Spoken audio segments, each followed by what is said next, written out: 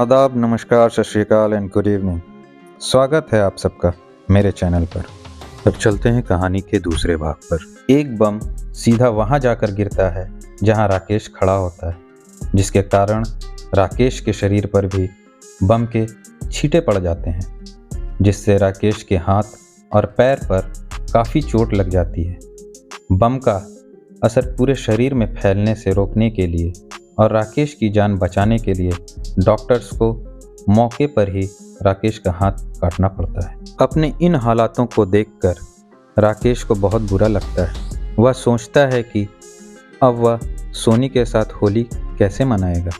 राकेश को इस हालत में देखकर उसकी पत्नी और बच्ची दोनों ही डर जाएंगे, जिसकी वजह से उन दोनों की होली भी खराब हो जाएगी। इन सब बुरे विचारों को सोचते सोचते अचानक राकेश के आंखों में आंसू आ जाते हैं, क्योंकि उसे अपनी बच्ची सोनी के लिए बहुत बुरा लगता है। राकेश सोचता है कि वह अपनी छुट्टी कैंसिल कर ले और घर ना जाए। फौज में राकेश का एक प्यारा दोस्त होता है। दोस्त का नाम अनुज था। अनुज के साथ राकेश अपने मन की सारी बातें कहा करता था। राकेश की आंखों में आंसू देखकर अनुज से पूछता है कि क्या हुआ राकेश, तुम्हारी आंख में आंसू क्या हुआ। तब राकेश अनुज से कहता है कि तुम तो मेरे हालात से वाकिफ ही हो। मुझे बताओ, अब मैं अपनी नन्ही बच्ची के पास ऐसी हालात में जाऊं तो जाऊं कैसे। मेरी छोटी बच्ची मुझे इस हालात में देखकर रोने लगेगी और मैं नहीं चाहता उसकी होली ख़राब हो। इसलिए मैं सोच रहा हूं कि मैं अपनी छुट्टी कैंसिल कर लूं। राकेश के इन बातों को सुनकर अनुज उससे कहता है कि तुझे अपनी छुट्टी कैंसिल नहीं करनी चाहिए, क्योंकि तुम्हारा यह हाथ तुम्हारी हकीकत है और कभी ना कभी यह तुम्हारे परिवार को ज़रूर पता चलेगी। इसलिए तुम्हें छुट्टी लेकर घर ज़रूर जाना चाहिए। ऐसा इसलिए भी ज़रूरी है क्योंकि अगर तुम अपने परिवार को खुद के बारे में नहीं बताओगे पर उन्हें यह बात किसी और से पता चलेगी तो उन्हें बहुत बुरा लगेगा। अनुज राकेश को यह भी कहता है कि राकेश, घर जाने पर तुम्हारा परिवार तुम्हें इस हालत में देखकर रोएगा, परेशान होगा, लेकिन तुम्हें यह संयम रखते हुए उन्हें हौसला देना होगा। अनुज की इन बातों को सुनकर राकेश घर जाने के लिए मान जाता है। राकेश अनुज को उसका हौसला बढ़ाने के लिए और इस मुश्किल घड़ी में उसका साथ देने के लिए उसे शुक्रिया कहकर उसी शाम को ट्रेन पकड़कर अपने घर के लिए निकल जाता है। ट्रेन के पूरे सफ़र के दौरान उसके मन में बस यही बात चल रही थी कि उसके परिवार वाले उसकी हालत को देखकर क्या प्रतिक्रिया देंगे। यह सोच सोचकर राकेश को बहुत चिंता होती है, लेकिन वह किसी तरह स्टेशन से अपने घर जाता है और घर जाकर घर के दरवाजे को खटखटाता है और आवाज़ देते हुए कहते हैं कि सोनी, मैं आ गया हूँ, आकर दरवाज़ा खोलो। अपने पिता की आवाज़ को सुनते ही सोनी दौड़ते हुए दरवाजे के पास आती है और दरवाज़ा खोलती है। सोनी की माँ भी उसके साथ ही आती है। राकेश एक हाथ से अपना सूटकेस उठाए हुए होता है और अपने कटे हुए हाथ को अपने पीठ के पीछे छुपा लेता है। अपने पिता को अपने सामने देखकर सोनी बहुत खुश हो जाती है और खुशी से चिल्लाने लगती है। पर जब वो देखती है उसके पिताजी ने एक हाथ पीछे छुपा रखा है तो वह अपने पिता से कहती है, पिताजी, अपने पीछे क्या छुपा रखा है, बताओ बताओ। सोनी को मानो ऐसा लगता है कि वह उसके लिए कोई सरप्राइज़ लेकर आए हैं, जिसे सोचकर वो मन ही मन खुश होने लगती है। तब राकेश प्यार से कहते हैं, बेटा बताता हूँ, पहले अंदर चलो। लेकिन सोनी कहाँ किसी की सुनने वाली थी। उसने राकेश की बात नहीं मानी और ज़िद करने लगी। अपनी बेटी को इस तरह ज़िद करते हुए देखकर सोनी की माँ ने भी राकेश से कहा कि अब दिखा दीजिए ना, क्या छुपा कर रखे आप इसके लिए। लेकिन राकेश अपने उदास मन से सोनी की माँ से कहता है कि राधिका, इसे अंदर ले कर चलो, उसके बाद मैं बताता हूँ कि क्या बात है। राकेश की बात को सुनकर सोनी की माँ सोनी को समझाते हुए कहती है, बेटा तुम्हारे पिताजी काफ़ी लंबा सफ़र तय करके आए हैं, इसके वजह से बहुत थक गए हैं। अपने पिताजी को अंदर आने दो और थोड़ा आराम करने दो, उसके बाद तुम खुद देख लेना कि वह तुम्हारे लिए क्या लाए हैं। राकेश, सोनी और उसकी माँ तीनों ही घर के अंदर चले आते हैं।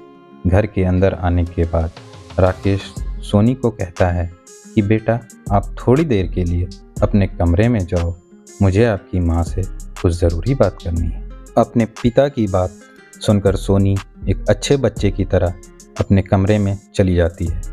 अब राकेश सोनी की माँ से कहता है कि राधिका, मैंने तुम्हें सोनी से अलग इसलिए बात करने के लिए बुलाया है ताकि तुम मेरी परेशानी को समझ सको, क्योंकि मेरी परेशानी को जानने के बाद अगर तुम ही परेशान होकर रोने लगोगे तो सोनी को कौन समझाएगा।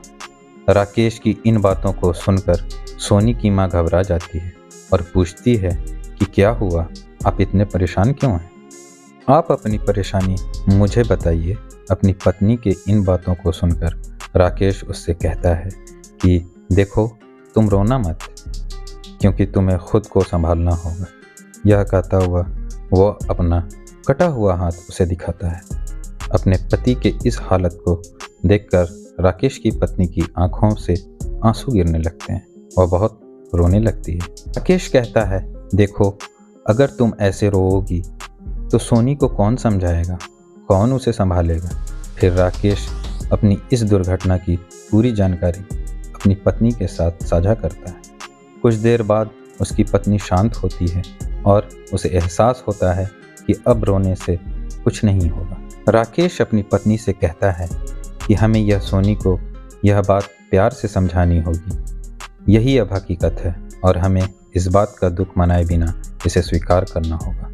अपनी पत्नी को समझाने के बाद राकेश अपनी बेटी सोनी को अंदर बुलाता है। राकेश सोनी को वो सारे गिफ्ट देते हैं जो वह उसके लिए लेकर आए थे। इसमें सोनी के पसंदीदा खिलौने भी थे और वह उन खिलौने से खेलने लगती है।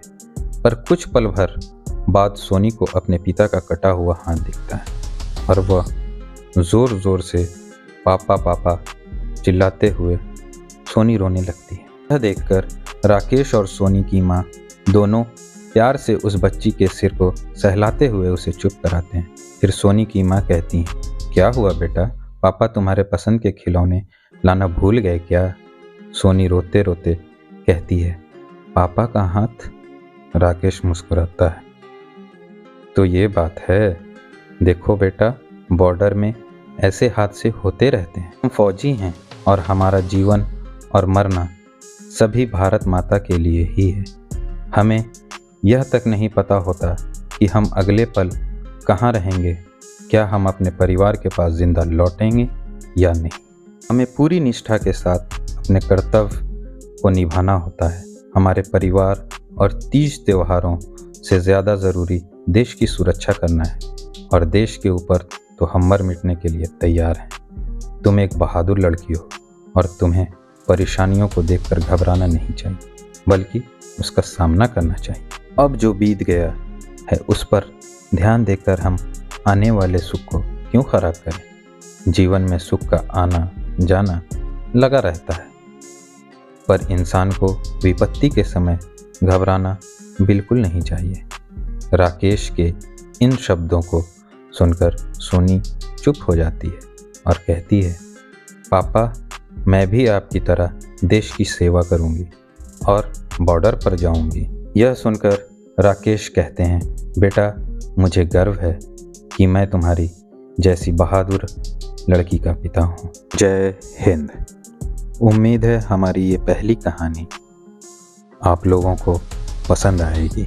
यह कहानी शाज़िया तहज़ीब फाउंडेशन के ज़रिए हमारे देश के जवानों की कुर्बानी और त्याग को आप सब तक पहुंचाने की कोशिश की गई है। इसे आप अपना प्यार दें, लाइक सब्सक्राइब ज़रूर करें, कमेंट दें हमें। Step 1, wake up early, gonna rise with the sun. Step 2, get some good, some food in you.